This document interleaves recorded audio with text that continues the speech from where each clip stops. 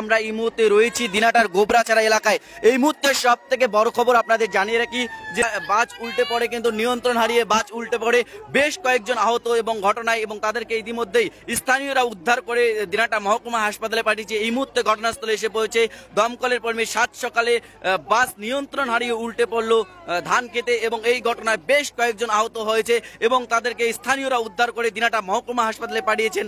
আমরা সেই চিত্র আপনাদের তুলে ধরছি। এখনো পর্যন্ত কিন্তু ঘটনাস্থলে এসে পৌঁছেছেন দমকল কর্মীরা, এবং দমকলের কর্মীরা এখনো পর্যন্ত গাড়ির ইঞ্জিন কিন্তু চালু রয়েছে।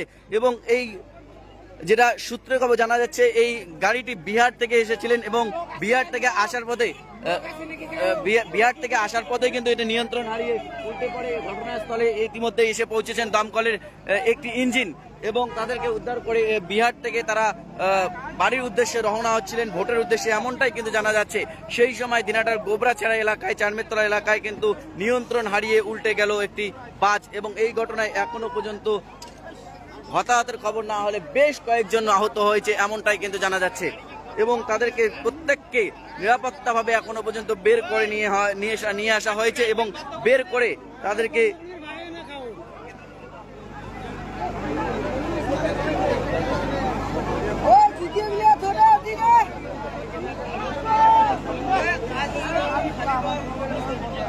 দিনাটার গোবরাচারায় নিয়ন্ত্রণ হারিয়ে উল্টে গেল বাস।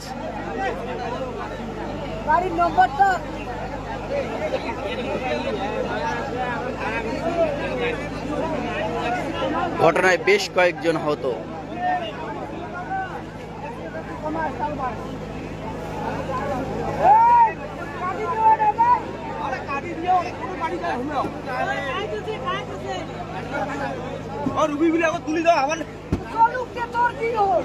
এই মুহূর্তে নিয়ন্ত্রণ হারিয়ে উল্টে পড়েছে বাস এবং ধান খেতে। এই ঘটনায় কিন্তু বেশ কয়েকজন এখনো পর্যন্ত আহতর খবর পাওয়া যাচ্ছে, এবং স্থানীয়রা প্রথমে তাদেরকে কাজ ভেঙে সেখান থেকে কিন্তু বের করে দিনাটা মহকুমা হাসপাতালে পাঠিয়েছেন। এবং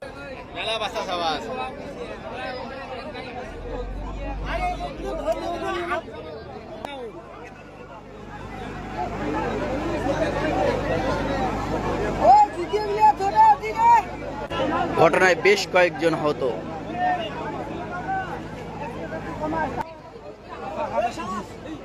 নিয়ন্ত্রণ হারিয়ে কিন্তু এই মুহূর্তে আপনারা দেখতে পাচ্ছেন যে পুরো বাসটি একটি বিহারি বাস, অর্থাৎ বিহার থেকে শ্রমিকরা তারা কিন্তু ফিরছিলেন। আগামীকাল ভোট রয়েছে, সেই ভোটের কারণে অনেক শ্রমিকরা তারা কিন্তু বাড়ি ফিরছিলেন। সেই সময় দিনাটার গোবরাচারা এলাকায় কিন্তু নিয়ন্ত্রণ হারিয়ে এই মুহূর্তে আপনারা দেখতে পাচ্ছেন